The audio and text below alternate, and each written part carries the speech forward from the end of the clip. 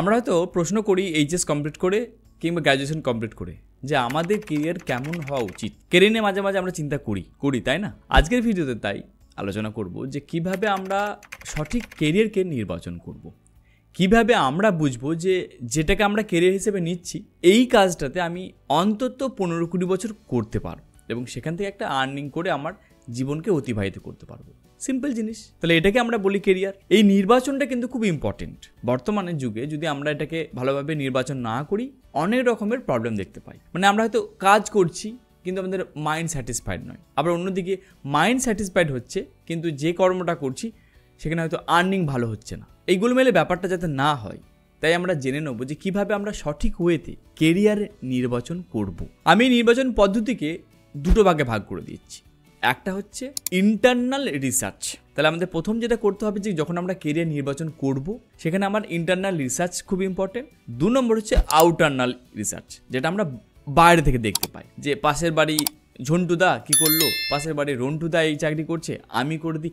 এরকমভাবে কিন্তু career selection হয় না। আমাদের জীবনে যেমন 8-5টা কাজও খুব ইম্পর্টেন্ট, কেরিয়ার তার মধ্যে অন্যতম, কারণ এটার উপরই তো আমার জীবন অতিবাহিত হবে। তাই আমি রন্টুদাকে বা ঝন্টুদাকে দেখে আমি ওটাকেই করলাম, ওটাকেই কেরিয়ার হিসেবে নিলাম, এটা কিন্তু বলা যেতে পারে যে অন্যতম ফেলিওর কনসেপ্ট। তাই প্রথমে আমরা এই ইন্টারনাল রিসার্চ কনসেপ্টে আসছি।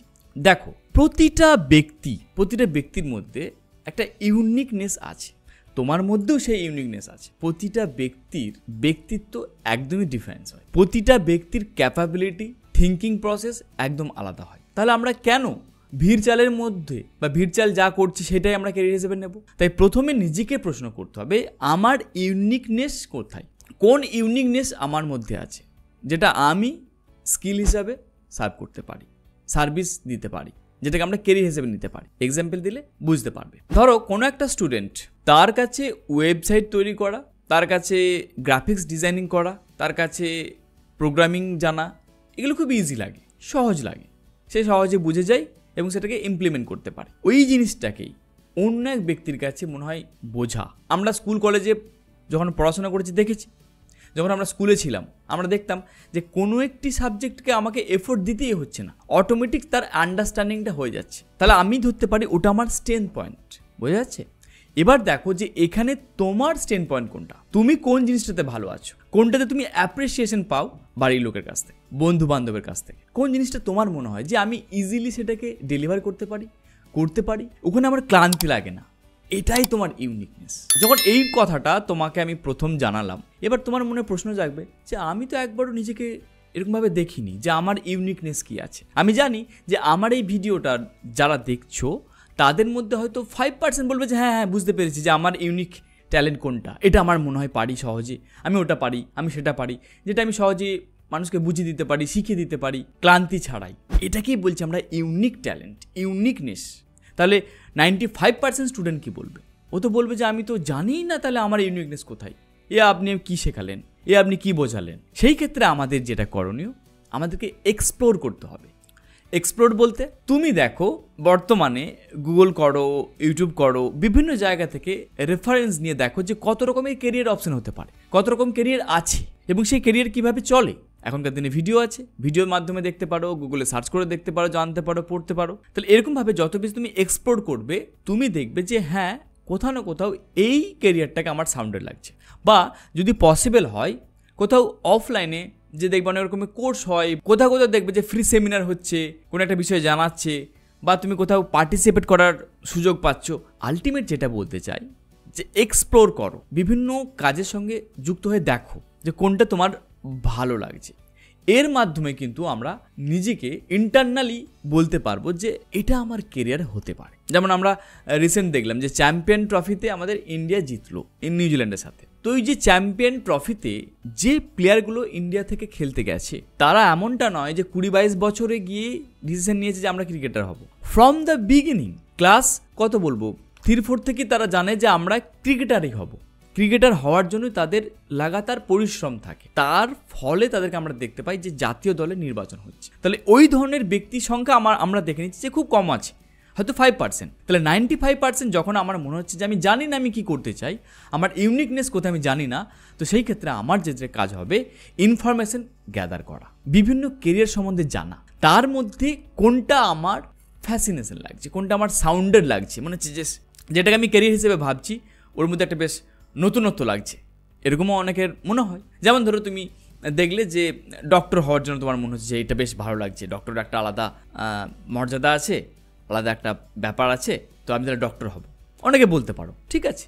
তাহলে আমরা এইভাবে আমরা 3-4টে কেরিয়ার সম্বন্ধে জানি, এখান থেকে আমরা এবারে নির্বাচন। তাহলে এটা হলো তোমার ইন্টারনাল রিসার্চ ব্যাপার।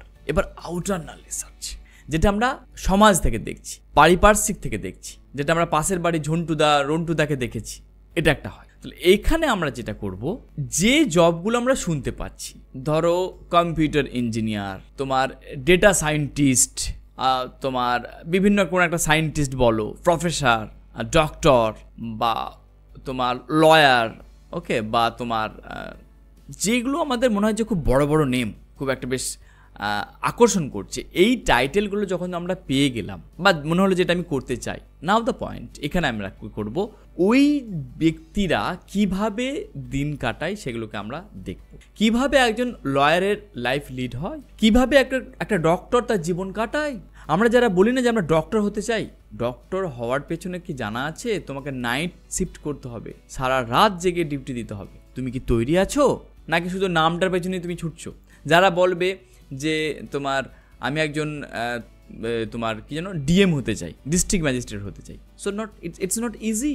এক তো তুমি ক্র্যাক করলে ঠিক আছে, আমি ধরলাম কেউ ক্র্যাক করে নিয়েছি, তারপরের যে রোলটা, সো বিভিন্ন রকমের প্রেসার, জেলা স্তর থেকে প্রেসার, তোমার সেন্ট্রাল থেকে প্রেসার আসবে, সরকারের বিভিন্ন কাজের প্রেসার, নানা রকমের কাজ একটা ডিএমকে সারা দিন দেখতে হয়। তাহলে যারা এরকম স্বপ্ন দেখছো যে আমি এই ওয়ার্ডটা ভালো লাগছে, সো এই ওয়ার্ডের পেছনে যে ব্যক্তিগুলো কাজ করে তাদের সারাটা দিন কীভাবে, এই বিষয়টা আমাদের ভালো করে রিসার্চ করে নিতে হবে। এর পরের যে কাজটা, ধরে নিলাম যে আমি একজন লয়ার হতে চাই, নাও আমি ভিজুয়ালাইজ করে দেখছি, আমি চোখ বন্ধ করে দেখছি যে আজ থেকে 5 বছর পর আই বিকাম এ লয়ার, আমি একজন লয়ার হয়ে গেছি, বা আমি একজন ডক্টর হয়ে গেছি, আমি একজন হোয়াট এভার, যেটা তোমার ইচ্ছা লাগছে, যেটা তোমার মনে হচ্ছে আমি একজন এটা হতে চাই, ধরো আমি একজন টিচার হতে চাইছি। তাহলে টিচার হওয়ার পর আমি কিভাবে নিজেকে দেখছি, কিভাবে আমার সারাটা দিন যাচ্ছে, কিভাবে আমি শিডিউলিং করছি আমার ডেটাকে, সো থিঙ্ক লাইক দিস। এবং সেখানে তুমি কতটা এঙ্গেজ রাখতে পারছো, কতটা তোমাকে ভেতর থেকে ফিল করছে, ফিল দিচ্ছে, এটা দেখো। এর পাশে আর একটা টাস্ক আমরা করতে পারি আমরা কেরিয়ার সিলেকশনে করার জন্য। অনেকে আবার এখানে আবার কনফিউজ হয়ে যাবে যে আমার তো মনে হচ্ছে আমি বলতেও পারি, তার মানে আমি টিচার প্রফেশনে যদি যাই সেটাও আমার জন্য ভালো, আর তার সাথে আমার ম্যাথও ভালো লাগে, ক্যালকুলেশনও ভালো লাগে, আবার অন্যদিকে ক্রিয়েটিভিটি কিছু করতেও আমার ভালো লাগে, নতুন নতুন কিছু এক্সপেরিমেন্ট করবো, কিছু কিছু করবো। তাহলে আমার মাথায় তো এত কিছু ঘোরপাক খাচ্ছে, আমি তাহলে কি করে বুঝবো যে কোনটা আমার কেরিয়ার হবে, রাইট? তাহলে এটা যদি হয় তো সেই ক্ষেত্রে আমরা গ্রাফ আঁকবো, একটা এক্স বরাবর, একটা ওয়াই বরাবর। এবার এই গ্রাফের ধরো আমরা 4টে চেম্বার পেলাম, 4টে বক্স পেলাম, ওকে। একটা বক্সে রাখলাম যে আমি টিচার, তারপরটাতে রাখলাম যে আমি একজন কি ভালো লাগে, ম্যাথ, নাম্বারস আমাকে ভালো লাগে। একটা তোমার বললে যে আমি ক্রিয়েটিভিটি ভালো লাগে আমার, একটা ভালো লাগে তোমার আমি পাবলিক স্পিকিং করতে ভালো লাগে। তাহলে এই 4টে জিনিস আমার ভালো লাগছে, তাহলে আমি ক্যারিয়ার কোনটা চয়েস করবো। সো এবার এইগুলোকে আমি একসাথে যদি করার চেষ্টা করি, একসাথে যদি আমি নিয়ে যাই, ধরো আমি টিচিং ভালোবাসি উইথ ম্যাথ, বা পাবলিক স্পিকিং উইথ ম্যাথ, ভাবো তাহলে কতটা সুন্দর। আমি আবার আমাকে ভেতর থেকে আরও বুঝতে পারবো যে হ্যাঁ এটাকে যদি আমরা ইমপ্লিমেন্ট করতে পারি, বা ক্রিয়েটিভিটি উইথ ম্যাথ, ম্যাথ পড়াতে চাই, ম্যাথের টিচার হতে চাই, but make difference, make creativity, একটা ম্যাথেরই লেকচার দেব, ডিফারেন্ট হবে। যেমন আমি একটা তোমার ফিজিক্সের একটা স্যারের ভিডিও দেখেছিলাম, উনি একটা থিওরি বোঝানোর জন্য প্র্যাকটিক্যালি একটা গোলক নিয়ে এসে একটা নিজে চেপে গেল, এবং ওই গোলকটাতে নিজে থেকেই ঘুরছে। আমি ভিডিওটা লিঙ্ক দিয়ে দেবো, অনেকে তোমরা জানো বা দেখেছো বোধহয় ভিডিওটা। তো দেখো যে কতটা বেশি ফ্যাসিনেশন ওনার মধ্যে আছে, কতটা বেশি ওনার মধ্যে এনার্জি আছে, যে ওনার এই ফিজিক্স থিওরিকে বোঝানোর জন্য নিজে একটা ওই তোমার দোলকের মধ্যে চেপে গেল এবং দুলছে। এটা করার জন্য উনি ফিজিক্সটা ভালো করে বোঝাতে পারলেন স্টুডেন্টদেরকে। তাহলে এরকমভাবে আমরা যখন কেরিয়ার সিলেকশন করব, তো এটাকে আমরা রাখতে পারি যে আমরা এমন একটা কেরিয়ার সিলেকশন করব যেখানে আমার ভালো লাগার 4টে জিনিসকে আমরা মার্চ করতে পারি, রাইট? এরকমভাবে আমরা কিন্তু কেরিয়ার সিলেকশন করতে পারি। এরপরে আরেকটা বিষয় এসে যায় কেরিয়ার সিলেকশনের প্রসেসে। এমন হয়, ধরো তোমার 16-17 বছর বয়সে একটা তোমার ইচ্ছা ছিল যে আমি ডক্টর হতে চাই, আমি একজন ইঞ্জিনিয়ার হতে চাই, আমি একজন সায়েন্টিস্ট হতে চাই। ইচ্ছে থাকতেই পারে 16 বছর 17 বছর বয়সে। এবার যখন তোমার বয়স 27, 28 বা 30 হয়ে গেল, এমনও ঘটে যে তোমার যা ইচ্ছা ছিল 16-17 বছর বয়সে সেই ইচ্ছাটা আর নেই। তোমার মনে হয় না এখন আর যে আমি ডক্টর হওয়ার আমার খুব একটা ইচ্ছা লাগছে না, আমার আর সায়েন্টিস্ট হওয়ার ইচ্ছে লাগছে না। তার থেকে আমার মনে হয় আমি যদি ডিজিটাল মার্কেটিং শিখি, আমি যদি পাবলিক স্পিকিং করি, আমি যদি কোনো একটা টপিকের ওপরে মানুষকে অনলাইন টিচিং করি, এটা আমার কেরিয়ার যদি হয়, এটাও অনেক সময় কিন্তু ঘটে। তাই এটা অবশ্যই জানবে যে আমরা যেটাকে কেরিয়ার হিসেবে নিচ্ছি এখন এই মুহূর্তে, 10 বছর পর সেটা চেঞ্জ হতেই পারে। You must accept it. But এই অ্যাকসেপ্ট করার আগে যেটা তোমার করণীয়, প্রথমে তুমি যেটাকে সিলেকশন করেছিলে সো ওই প্রসেসটাকে যেন ভালো করে বুঝে নিতে পারো, ওখানে যেন তোমার কোনো খামতি না থাকে, তা নাহলে অনেক সময় আবার ভুল হয়ে যায়। আলটিমেট কেরিয়ার বিষয়টাতে যেটা আমার মনে হয়, হিউম্যানের মধ্যে একটা জিনিস আছে যেটা পৃথিবীতে আর কোনো প্রাণীর মধ্যে নেই।